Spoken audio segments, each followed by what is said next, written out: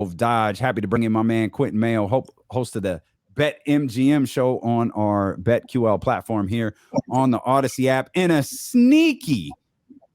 very sneaky NBA insider. Quinton, what's good, baby? Thanks for having me, man. I'm glad to be on. Man, I'm thrilled to have you. I'm happy to have you here on the stream. Can you clarify something for me? Because I was just talking with the crew about this a second ago.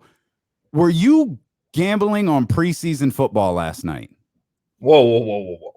Where's this information coming from? I was looking at Twitter and I'm like, man, he's got the odds up. Like, is my man really laying wagers on preseason football?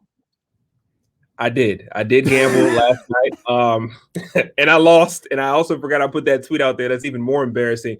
But yes, I have been indulging in the gambling of surrounding these preseason games. I mean, I hit really big on the NBA Summer League. I mean, that was one of my favorite just events to go through, not just from a non-gambling standpoint, just seeing these young guys, trying to establish themselves in their first non-collegiate level of basketball was fun. So yeah, I hopped in on the NFL. I had some good hits last week in the Hall of Fame game, but the Eagles last night, Jalen Hurts gets sick literally right before the kickoff and proceeded to not score any points. And I had them winning and scoring over 18. I lost a lot of money, but I got it back. Took the Sparks in the WNBA last night to win outright. Took a buzzer beater for that to happen. Also had the under in the Canadian Football League. It's gotten crazy. Please, fam, understand. Man, you got the perfect show, bro. The BetMGM, BetQL. Like, this is your world, man. This is a wild thing. Like, what goes into, like, can you explain the thought? Is there something you stay away from? Like, yo, I ain't touching this. I thought there was until I found myself betting Canadian Football League. Like, that's when I looked at myself in the mirror and I was like, who are you? Like, what have you done with yourself? I mean, but typically though, I wasn't a huge handicapper or gambler until, I got into this show, and just being around it every single night has kind of piqued my interest, especially when, I kind of pride myself on knowing what's going to happen or trying to have a good hold on what's going to happen. And when you start giving out plays that end up hitting, you're like, okay, well, I think I could put my money where my mouth is. So the only thing is I've won more than I've lost. Like, that's rule number one. Whenever my little balance in my account is gone, I'm out. Like, I'm not chasing for anything. this is what I'm going to go with tonight. And if not, then I'm out of here. So it's been fun for me. This has probably been like the first couple of weeks, these last 2 weeks, that I really went hard on it. And it's been profitable for me. Okay. Is there a particular sport that you like the most? Oh, basketball. Okay. That's why I couldn't stay away from the Summer League. Like, I just had to do it. And I got the Sacramento Kings. I love Davion Mitchell. I just love everything about his game. So when I saw that they were 220 point, they were at plus 220 on the money line to win the championship game against the Celtics, who had Peyton Pritchard leave to go score 92 in Oregon and then come back. I was like, that's a little disrespectful to Sacramento and Davion Mitchell. He's going to put that on lock. So I put all my chips in. And I walked away looking and feeling like a fat cat after that. So yeah, I love basketball. That's my number one sport. But I played a lot of football as well. So football is really close to my heart too. Yeah, you kind of, like I mentioned, you're a sneaky NBA insider, as you were all over some of these stories that were popping up over, through free agency and throughout the summer, particularly. Bradley Beal in Washington, and Willie or won't he? Does he want out? Is he going to ask out? The breakup with Russell Westbrook and the Washington Wizards there. Like, is Bradley Beal going to be a Washington Wizard moving forward? He wants to be. And taking my reporting aspect out of this, that's my dog. Like, that's my brother. We talk every day, and he loves DC. Like, he grew up here. So, I mean, they gave him a chance. They took a chance on him, drafting him first overall out of Florida. And, since John has moved on, they've really said, hey, this is your team. This is what we want to do. We want to build around you. Now, of course, he loves to win too. I mean, we have a competitive edge to, radio shows that we do. And these players have the same thing on the court. So he wants to win. And that's why he is just so determined to see everything that's going on, what moves are being made, and just get himself to that level. So I think he will be a Wizard. He's not lying when he says he wants his jersey to be retired in Capital One Arena. It means that much to him. But at some point, you're looking at his time and you're like, hey, he's not. I called him old. I said, you're old, bro. Like, we talk. I'm like, you're actually getting old. Like, he's 27, but he's been in the league for almost 10 years. Like, you've been in here. You're an established veteran. So it's getting away from the accolades and the first team All NBA or All NBA in general and All Star. It's time to win some championships, and that's really what he ultimately wants to do. Do you like the deal for Russell Westbrook? What you got in return there in Washington, and for that team potentially to be a little bit better next year?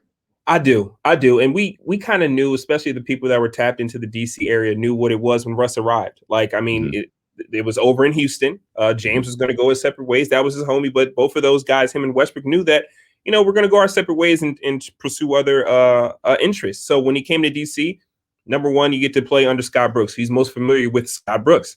Goes to Washington and now pairs with the backcourt mate Bradley Beal, who he can learn from, and also Brad can glean from him. But at the end of the day, he still wants to win a ring. Like, nobody, I respect him for saying, like, winning a ring is not everything to me, because it's not. Like, his impact on and off the floor is way bigger than winning the championship.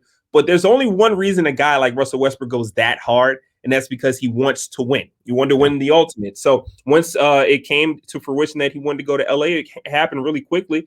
They made the call and they got it done. And on the Washington side, I think you get some pieces that allows you to, maybe do another trade or two to get a third, more reliable star over just the depth that they have now with Kyle Kuzma and, Montrezl Harrell and all these different forwards, KCP, and you drafted Corey Kispert. You have a lot of pieces, but if you want to be a competitive team, a championship caliber team, young guys don't win championships. It's veterans. Like, that's why I hate how people are talking about how old the Lakers are. I mean, when's the last time you seen just a young team win a championship? Like, you need some established veterans on that team to get things done. So I like what they did. They have some depth that they want to roll this team out into the season, but also you can go ahead and make another trade to bring another third piece in to pair beside Brad and Dinwiddie.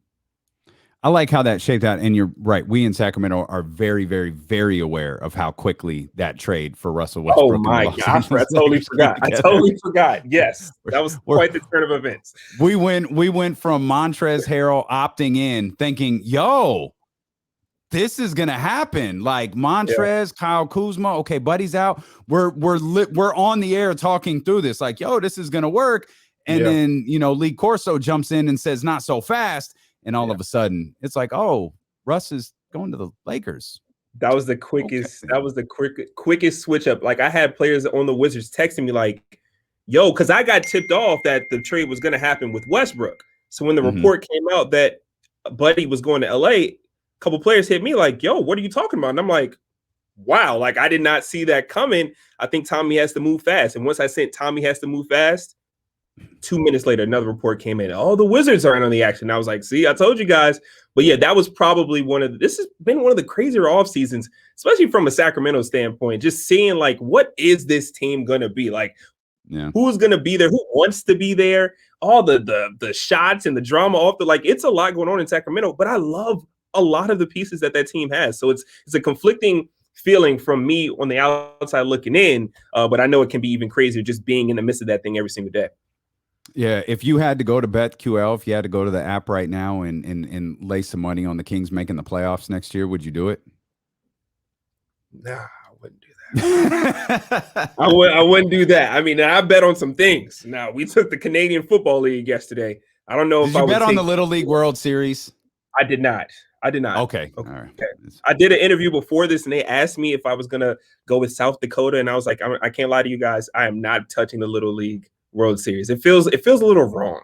Feels wrong. I think you were talking to her. You were talking to our crew at 95.7 The Game in San Francisco. Oh, that's how I absolutely. got tipped off for that note. Yes, the degenerates over there. They don't care. For sure. So you just raved about Davion Mitchell, and you wouldn't lay any money on the 15-year drought coming to an end, huh? No, I wouldn't. But I like I said, I love the pieces, man. Like, I gotta ask you, what is it a 3-guard lineup? Like, is that what's gonna happen, or is because I feel like Davion needs minutes, but I love what I saw from Tyrese Halliburton. I love De'Aaron Fox. I call him like the best 12-year-old ever because he's so young, but he can go out there and ball, and he's a max contract player. Marvin Bagley is one of my brother. Like, I've known him since high school. So it's like, but does he want to be there? Does De'Aaron's dad is upset about, like, what's just going on there? I can't get a read. Well, putting all of that social media stuff aside, about the 3-guard lineup, our feeling is this. Obviously, De'Aaron is the guy. Tyrese needs to start. Buddy can move to the bench. If Buddy Hield is still on the roster, on October 20th when the Kings tip off against the Portland Trailblazers. He needs to be on the bench. That's the extent of what I know. If we see a 3-guard lineup, which I think we will probably pretty regularly, it might be situational as to whether it's Buddy or it's Davion as the 3rd guard, because we've raved about Davion's culture-changing defense. And you look at those first 3 games that the Sacramento Kings have, Quinton, when the season gets underway, it's Dame, it's Donovan Mitchell, and it's Steph Curry. Those are the first 3 games that the Kings have on the schedule. So if it's off night, then I think we're going to see a lot of times where Davion, we do see that 3-guard lineup, and Davion is the 3rd guy in the 3-guard lineup that closes the game. Yeah, and when I see Davion, like you can't keep that defense off the floor. Like you can't afford to. Like there are certain guys in the NBA that can score, but you like, oh, that's a microwave guy. We can put him in. We need a bucket. Defense like that, he has to be in the rotation pretty regularly. So yeah, I can't wait to see how that works out for you guys. Yeah, it'll be something, man. And I'm enjoying BetMGM and all your work over there with the BetQL network, man. And appreciate you jumping on the live stream with us, fam. Thank you. Thank you so much, brother. Have a good